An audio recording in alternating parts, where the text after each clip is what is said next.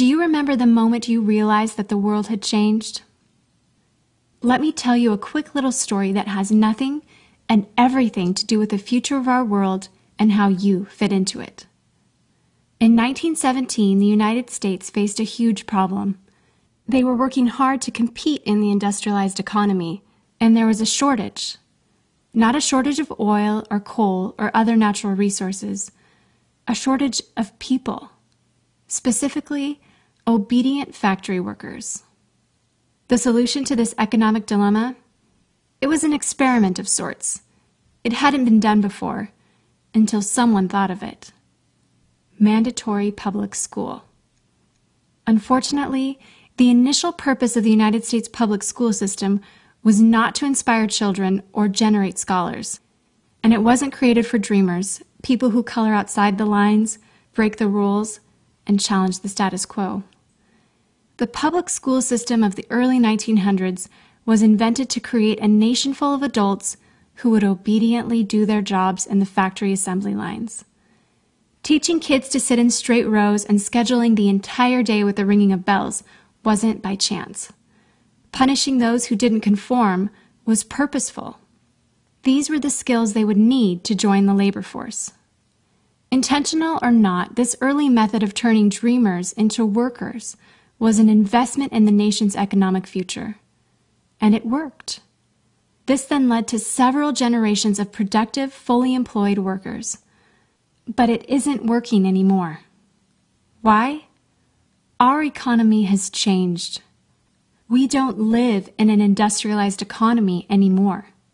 We live in a connected economy. Right now, there are more users on Facebook than there were people on the planet 200 years ago. Technology has made it possible for us to connect with people, ideas, and information from anywhere in the world instantaneously. And as a result, our economies have expanded from localized towns and communities to the entire world. We have globalized trade in nearly every way.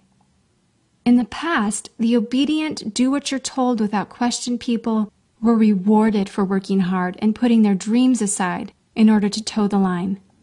They were given well-paying jobs that led to long-term careers. They were guaranteed pensions, benefits, and the promise that they would always be taken care of.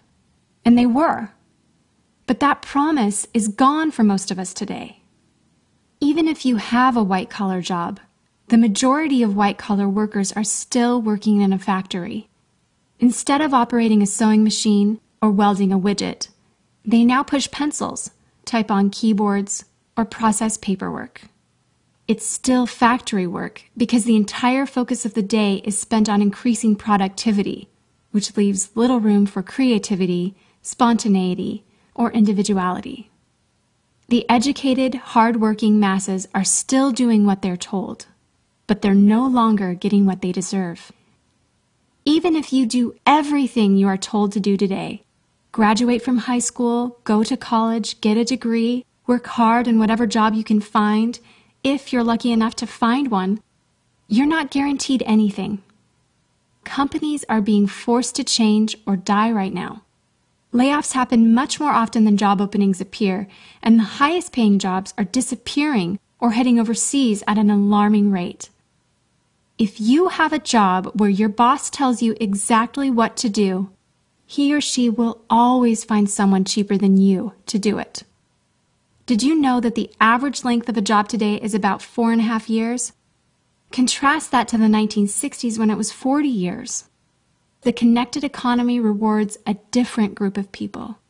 It rewards the people who see things differently, who don't conform, people who have ideas that no one else has, people who are willing to work hard but know that the old way of doing things is broken. The connected economy rewards you not for being a cog in the wheel of life, but for standing up and reaching out. The connected economy rewards the connectors.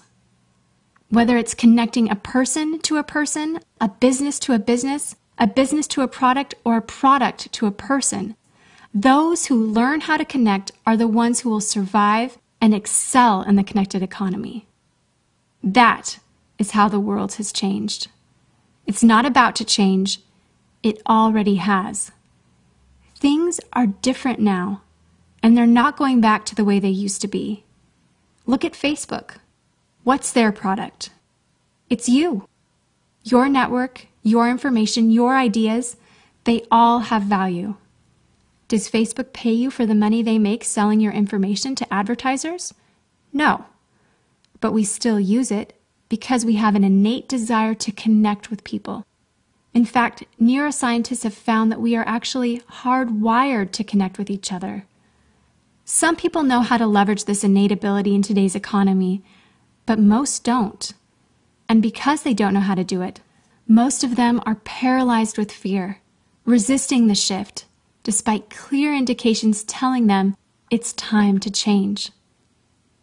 In 1917, a group of people performed an experiment that forever changed the way that we earned a living. The world today is facing another huge problem.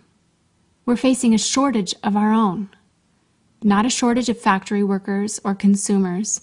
The world has enough of those.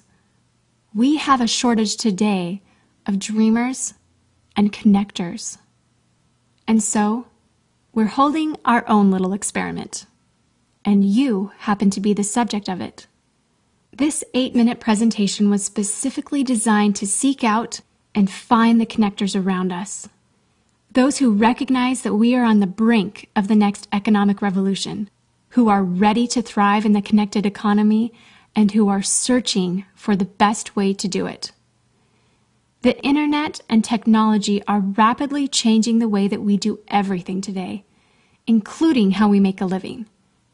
It's not too late to embrace the change and find a way to make yourself relevant and profitable in our brave new world. And that's why we've invited you here today. We've created something that rewards you for connecting. It pays you for bringing people together behind a cause, product, or idea. And we have systematized it and made it so that you can do it from anywhere with anyone at any time. If you are passionate about helping people, if you are passionate about changing lives, if you want to position yourself to be a capitalizing force within the connected revolution instead of just a bystander, let's start now. Do you remember the moment you realized that the world had changed? How about the moment you realized you could change with it? Are you ready for the details?